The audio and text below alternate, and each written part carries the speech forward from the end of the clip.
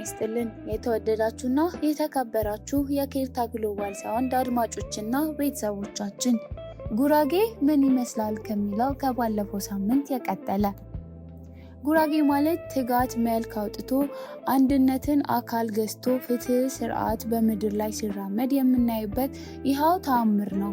ከዚህም ህዝብ የምንማረው ታላቅ ትምህርት እውነተኛ ክብር ካፈሩ ጋር በመታረቅ ከወንድም ጋር በፍቅር በመኖርና በራስ ጥረት ላይ በጽናት በመቆም እንደሚገኝ ነው። ጉራጌ የላብና የጥበብ የጽናትና የልህና የዘላለም ምስክር ነው። አሳሪያ ወይም የለቅሶ ህገ ደንብ በሶዶ ክስታኔ ቤተ ጉራጌ ማህበረሰብ ዘንድ የመደጋገፍና የመከባበር መሰረት ነው።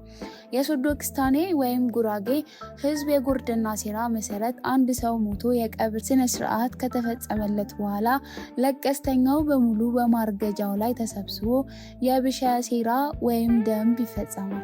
በዚህ ወቅት የሟች ቤተሰቦች በህዝቡ ፊት ይቆሙና አንዳቸው ለቀስተኞቹን በሙሉ በተሰበሰቡበት በያርገሙነ ወይም በሉ አረጋጉን ሲሉ ለቀስተኛውን በሙሉ በአንድ ድምፅ እርገም 3 ጊዜ ወይም ተረጋጉ ይሏቸዋል። ቀጥለውም በየብሻ ሴራና ሙነ ወይም በሉ የለቅሶ ደንብ ፈጽሙልን ወይም ስጡን ብለው ይጠይቃሉ። ይህም ሴራ ወይም ህገ ደንብ የሚፈጸመው በእድሜ ጠና ያለ ሰው ሲሞት ሟች በህይወት በነበረችበት ዘመን ውስጥ የቅርብ የስጋ ዘመዶቹ ወይም ዘመዶቿ የሆኑ በተለይም ልጆች፣ እህት፣ ወንድም፣ አባት፣ እናት ወዘተ ሟችን በቁመናው ያለ ቢቸግረው ረድተው እንደሆነ፣ ቢታረዝ አልብሰውት እንደሆነ፣ ቢታመም አስታመውት እንደሆነ ጠቅለል ባለመልኩ የሚያስፈልገውን እንክብካቤ አድርገውለት ስለመሆኑና ወዘተ ሁሉም ለቀስተኛ በተሰበሰበበት ሴራ ከመታሰሩ ወይም ከመፈጸሙ በፊት የሟች የግራና ቀኝ ጎረቤቶች ምስክርነታቸውን በቃለ መሐላ እንዲፈጸሙ በሴራ አባት ወይም ህገ ደንቡን በሚያስፈጽሙ ሰው አማካኝነት ይጠየቃሉ። ሟች በህይወት በነበረበት ጊዜ የቅርብ ዘመዶቹ መልካም አድርገውለት እንደሆነ የቅርብ ጎረቤቶቹ ተራ በተራ እየተነሱና የዘመዶቹን ስም በመጥራት ሟች በህይወት በነበረበት ጊዜ በማንኛውም ሁኔታ ረድተውታል፣ እንዳይርበው አብልተውታል፣ እንዳይጠማው አጠጥተውታል፣ እንዳይታረዝ አልብሰውታል፣ ለመስቀልም ለሌሎችም በዓላት ረድተውታል፣ የመሬት ግብርም ገብረውለታል፣ ሀብታም በሀብቱ ድሃ በጉልበቱ የቀየውን ስራ በማሰራትና በሁሉም መልኩ ሲረዱ ቆይተዋል ይላሉ። መርቁልኝ፣ ከእንግዲህ የሐዘን ጥቁር ልብስ አይልበሱልኝ፣ ነጭ ልብስ አይልበሱ፣ በአደባባይም ቂቤ ይቀቡ ብሎ ስለሚናዘዝ ቂቤውን በአደባባይ ይቀባሉ። እነዚህም የተመረጡ ናቸው ተብለው ይፈረጃሉ።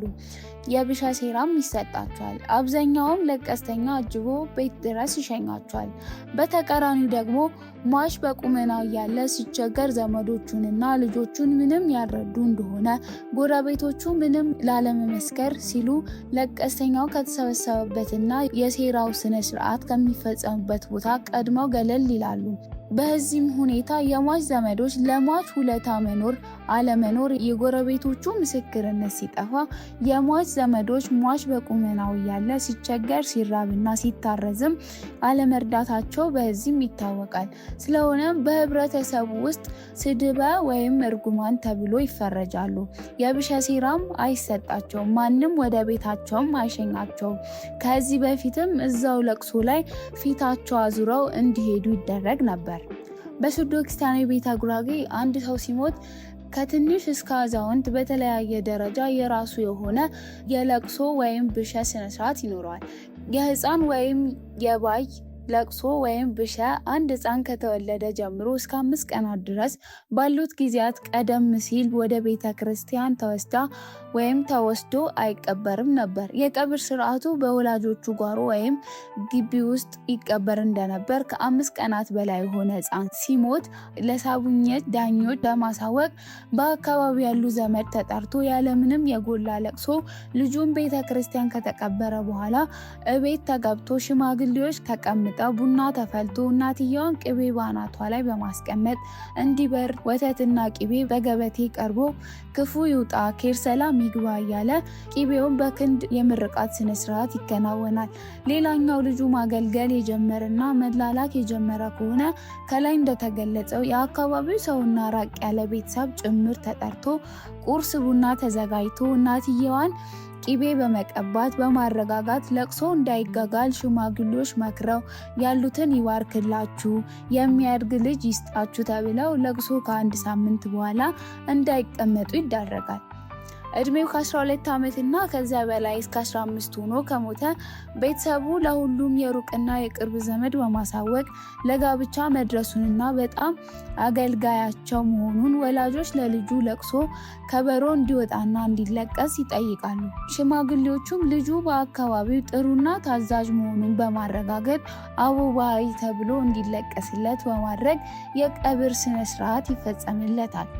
ትዳር መስርቶ ልጅ ወልዶ የሞተ ከሆነ ወንድም ይሁን ሴት ለለቅሶ የሩቅ ዘመድ በማሳወቅ ለለቀስቶኛ የሚሆን እንግዳ መቀበያ ቁርስ በማዘጋጀት ለቅሶ በከበሮ እንዲለቀስና ወንድ ከሆነ የአካባቢው ሽማግሌዎች ምን አይነት ለቅሶ ይለቀስለት ተብሎ በመጠየቅ ሽማግሌዎቹም ልጁ ታዛዥና ታዋቂ ታታሪ ከሆነ ለወንዱ አቦጎሽ ለሴቷ ምንገረድ ተብሎ እንዲለቀስለት በማድረግ እሳሪያ ወይም ሴራ በሚያሴሩት የተለዩ የሴራ አባቶች አማካኝነት አሟሟታቸውን እንዴት እንደሆነ ከጎረቤት ወይም ከቤተሰብ ይጠይቃሉ። የሴራ አባትም ጉዳዩን በመቀበል ህዝቡ እንዲሰበሰብ ከተደረገ በኋላ የሴራ አባትም ቁጭ ብለው ስለ አሟሟት ጥያቄ ያቀርባሉ።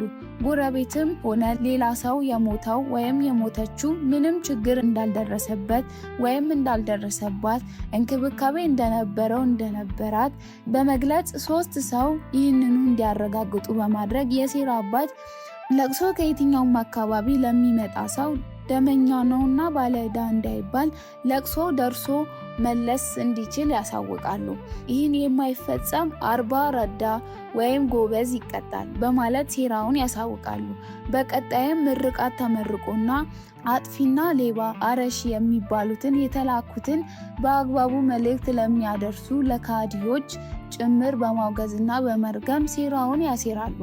የሴራ አባትም ስለ ሟቹ አሟሟት እንዴት እንደሆነ በመጠየቅ ከቤተሰቡ ለሟቹ ምንም እንክብካቤ እንዳልተደረገለትና አስተማሚ በማጣት በችግር ምክንያት ተሰቃይቶ በሞቱ ሟችም ሆነ ተናጋሪው ይህንን አውቃለሁ ብሎ ከተናገረ እንዲሁም ሌሎቹ 2 ሰዎች ተጨምረው ይህንኑ ከገለጹ የሴራ አባት የበደሉትን ልጆችም ሆኑ ቤተሰቦች ከህብረተሰቡ በመነጠል ወይም ከስብሰባው እንዲወጡና ፊታቸውን እንዲያዞሩ ለብቻቸው ወደ ቤት እንዲሄዱ አንድም ሰው እንዳይከተላቸው በማለት የተረገሙ ናቸው ብሎ በማውገዝ ለሌላው በመቀጣጫ ወይም መማሪያ እንዲሆን በማድረግ የክስታኔ ቤተ ጉራጌ ቤተሰብ ተንከባክቦ በመያዝና መጦር የውዴታ ግዴታም ሲወርድ ሲዋረድ የመጣ የመረዳዳትና የመደጋገፍ ባህል እንዲሁም አድርጎታል። ለዚህም የተመረጡ ጎሳዎች የማሴር ወይም ማሳሪያ የመስጠት ስልጣን የተሰጣቸው ብቻ እንዲፈጽሙ ይደረጋል። በ3ኛው ቀን በዕለቱ ያልመጣው ለቀስቶኛው ሰምቶ ሲመጣ ወደ ቤት ከመግባቱ በፊት በ4 ማዕዘን እንጨት በማቆም ለሴቶችና ለወንዶች መጠለያ ወይም ሰቀላ የሚባል ቅጠል በላዩ ላይ ተደርጎበት ይሰራ የሚመጣው እዚያው አረፍ ብሎ ወደ ቤት ከገባ በኋላ ቡናን ቁርስ እንዲያዘጋጅ ተደርጎ ይጋበዛል። ሲወጣም ነፍስ ይማር ብሎ ይወጣል። የተከበረና የተቸገረ የሚረዱ አባወራ ወይም እማወራ ሲሞቱ የአካባቢው ሕዝብ ተሰብስቦ ከተመካከረ በኋላ ለቅሷቸው በጥሩ ሁኔታ እንደሆነ የሩቁም የቅርብ ቤት ዘመድ ተጠርቶ አስፈላጊ የምግብና የመጠጥ ዝግጅት ተደርጎ በቀብር ስነ ስርዓት ከጧት ጀምሮ ሴቶችም ከበሮ በማዘጋጀት የፍታት ስርዓት እንዲዘጋጅ ተደርጎ ሰው ከተሰበሰበ በኋላ ለቅሶ ምን አይነት መሆን አለበት ብሎ ለሽማግሌዎች ከተጠየቁ በኋላ ሽማግሌዎችም የሟቹን ሁኔታና አድራጎታቸውን በማመዛዘን ለወንዱ አቦሹም ለሴቷ ምን ባልቴት በማለት በወንድ በኩልም ሆነ በሴቶች በኩል በከበሮ በጥሩምባ እንዲለቀስ ይደረጋል። በተጨማሪም የሳቡኘት ሰው በመረባረብ እንግዳ በመቀበል ቤተሰብ በማጽናናት ቤታቸውን ንብረታቸውን በመንከባከብ ልጆቻቸውን በማጠናከር በመምከር የነበረው ኑሯቸው እንዳይበላሽ ጥረት ያደርጋሉ።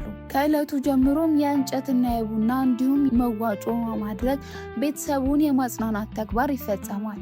የሀገር አባት አስታራቂ ወይም አስተዳደር መጥፎ የሚጠላ የማያወላውል አባወራ ወይም እማወራ ሲሞቱ ከላይ እንደተገለጸው የአካባቢውን የሳቡኘት ወይም ምድር አባላት በመመካከር እንጨት በማዘጋጀት ውሃ በመቅዳት ምግብና መጠጥ በማዘጋጀት በሞቱበት ማግስት ለቅሷቸው ምን ተብሎ ይለቀስላቸው በማለት ተጠይቆ ሽማግሌዎቹም የወፈን ዓለም ገፈረን በዋሻ አቦሹ ምን ፈያ ምን ባልቴት አቻም የለና በማለት እንዲለቀስ ያደርጋሉ። ዘመድ ከተሰበሰበ በኋላም ወደ ቀብር ስነስርዓት ተኪዶ የእሳሪያን ሌሎችም የእንግዳ አሸኛኘት ስርዓት ይካሄዳሉ። ሰቃላ ተጥሎ ከ12 በኋላ በማብረድ የ40 ቀን መታሰቢያና የ80 ቀን መታሰቢያ ስነስርዓቶች በሃይማኖታዊ ስርዓት ይከናወናሉ። ቻናላችንን ላይክ፣ ሼር፣ ሰብስክራይብ መደረጉ እንዳይዘነጋ።